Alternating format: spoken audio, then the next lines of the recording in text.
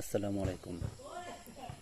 আমি আজকে চুরি সম্পর্কে আলোচনা করব।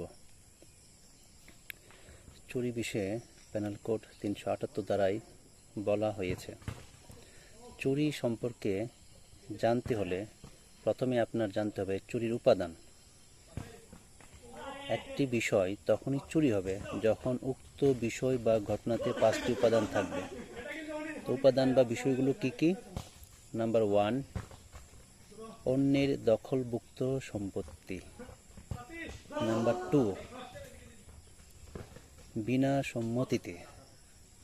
নাম্বার 3, অসাধুভাবে। নাম্বার 4, অস্থাবর সম্পত্তি। নাম্বার 5, স্থানান্তর। এই 5টি উপাদান ব্যবহার করে আমি এখন চুরির সংজ্ঞাটা আলোচনা করব।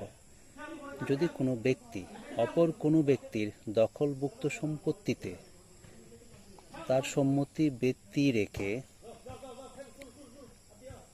কোনো অস্থাবর সম্পত্তি অসাধুভাবে স্থানান্তর করে তাকে চুরি বলে। এই সংজ্ঞার আলোকে আমি একটা উদাহরণ দিচ্ছি। উদাহরণটা থেকে আপনারা আরও ক্লিয়ার হয়ে যাবেন।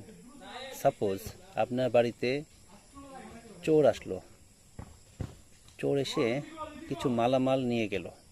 এখন আমি এই উদাহরণটা বিশ্লেষণ করছি এবং এই উদাহরণে চুরির যে 5টা উপাদান রয়েছে ওইটা আমি আইডেন্টিফাই করে দেখাচ্ছি। চোর আসলো কার বাড়িতে? আপনার বাড়িতে। তার মানে চোর অন্যের দখলভুক্ত সম্পত্তিতে প্রবেশ করলো। এসে কি করলো? আপনার সম্মতি ব্যতীত বিনা সম্মতিতে অসাধুভাবে কিছু অস্থাবর সম্পত্তি যেমন হাঁড়ি, পাতিল, কাপড় এগুলো নিয়ে গেল, স্থানান্তর করলো। জিনিসপত্রগুলো আগে ছিল আপনার বাড়িতে, এখন এগুলো অন্য জায়গায় চলে গেল, মানে মালের স্থানান্তর হলো।